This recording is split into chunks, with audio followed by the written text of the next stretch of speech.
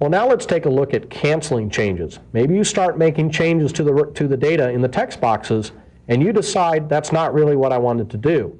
So we've got a cancel button down there. Let's look at how we program that.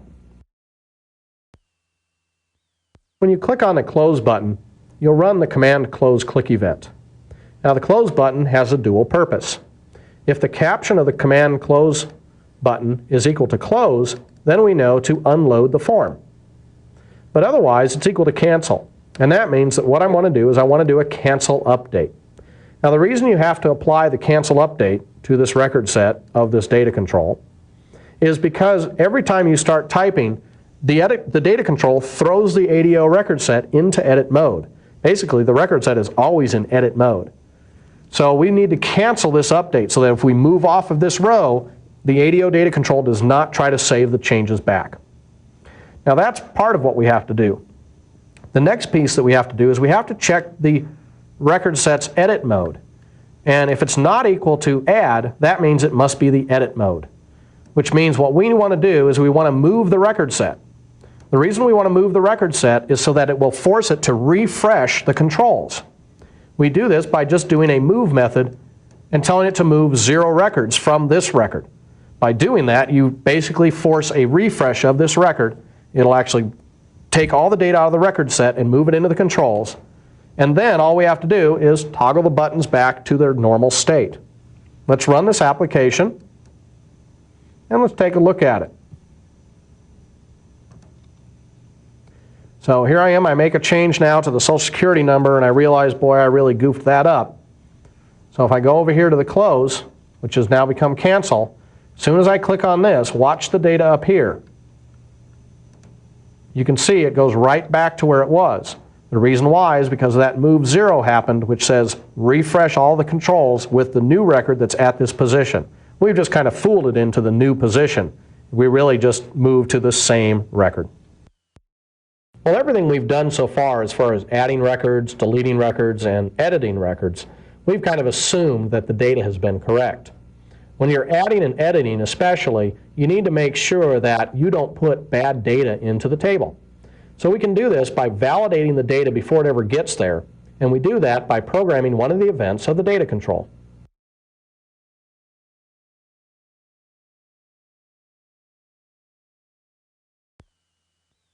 So inside of this data control, there's a lot of events that happen. Let's go ahead and go into the data control, and let's look at the different events. There's the error event and field change complete and move complete that we've talked about. Well, the one we're really interested in is will change record. Will change record. Now we've written a lot of code in here. In the will change record event, basically what it does is it passes you in some parameters. Now the parameters here are the reason for the change, also the number of records that are going to change, and a status flag. Okay, those are the most important ones. The status flag being very important. Now, what we're going to do now is we're going to look at how we program this. Well, first off, I'm going to check to make sure I'm not at end of file and not at beginning of file. If I'm not, I know I'm on a valid record and I need to do some validation. Well, my validation is going to consist of making sure that the first name is filled in. So if the trim of that text box first is equal to blank, then I know that I've got an error because the first name must be filled in. If the trim of the last name is equal to blank, then I have another error. The last name must be filled in. So all I'm going to do is I'm going to build up a string here of all the different values that must be filled in. I'm also then going to trim the birth date and see if it's not equal to blank. If it's not equal to blank, then it better be a date in there.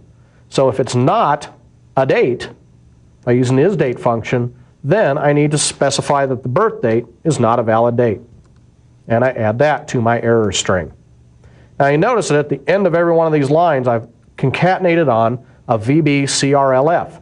This is a constant that gives you a carriage return and line feed. The reason why is I have several messages here and I want them to appear in a certain order when I pop up the message box. So if any of these things fail, the string error string will be not equal to blank, which means I need to pop up a message box announcing which fields are in error. The other thing I'm going to do is I'm going to set a module level Boolean flag to true. mbool error means that yes, an error has just occurred in the save when you tried to move off of this record, or when you try to change this record. The other thing I need to do is this AD status is the argument that came into the will change record, and it's passed in by reference.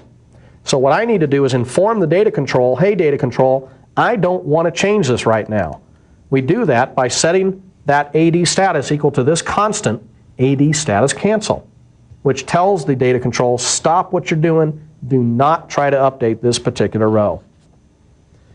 So what happens? Well, if I go up here and we go back to the form, okay, and we're on the form, let's go down to the Save button. That's this guy right here. When I hit the Save button and I perform this mbool adding, checking to see if the edit mode's filled in, and then I do the update right on this line of code is when this event's going to fire. That event will change record is going to fire. And when it does, we go through and we set that module level Boolean to true, didn't we? Here we set it to false. But after this, that Boolean error could come back as true. So if it's not mbool error, we can go ahead and do our regular updating and toggling the buttons back. But if it's equal to true, then we know an error occurred, so we don't do anything. Let's go ahead and run this so you can get an idea of how this works. Okay, we'll go down here and we'll click on the Validation Errors button to bring up our next sample. So let's go ahead and wipe out the last name, for example, and wipe out the first name. Okay. I'm getting errors here already. Okay. So now you can see first name must be filled in, last name must be filled in. I'm getting errors immediately because it's hooked up to the data control, and the data control will try to do that. If I come down here to the Save button, click on Save, I should actually get the same errors. Okay? So it kind of depends on, where you're at and what you're doing, and whether it's going to try to automatically save as you move through, or whether it's going to just go ahead when you hit the Save button.